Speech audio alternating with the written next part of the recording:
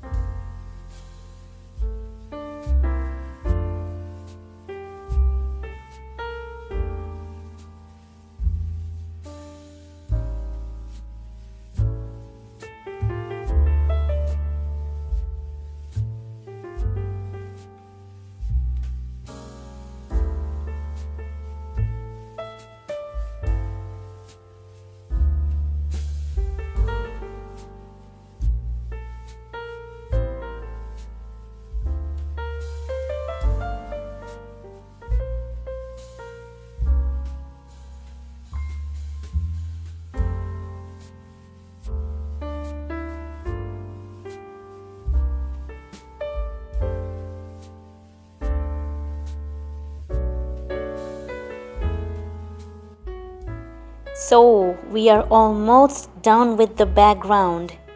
That means it's time. It's time to reveal.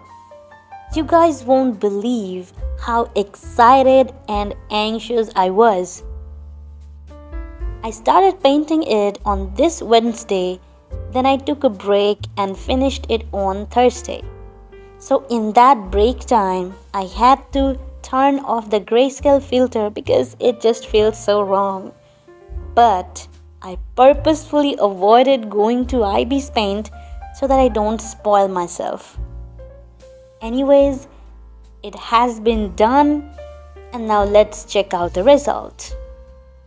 Ooh, that was way brighter than I expected. Thank God I toned things down while coloring. This was anything but expected. Everything looks so bright, but somehow it's still making things work. I don't know how. If I had to choose a color palette when I knew the colors, I would have never chosen this one, I can assure you. I'm pleasantly surprised that it doesn't look bad together. I was happy that it didn't look completely out of place, but also not that satisfied because the colors are too saturated for my taste. So, what do you think about the result? I am very excited to know your opinions. So, please do let me know. That's it for today's video. I hope you enjoyed the challenge as much as I did. Thank you for watching, and I'll see you in the next one. Till then, take care.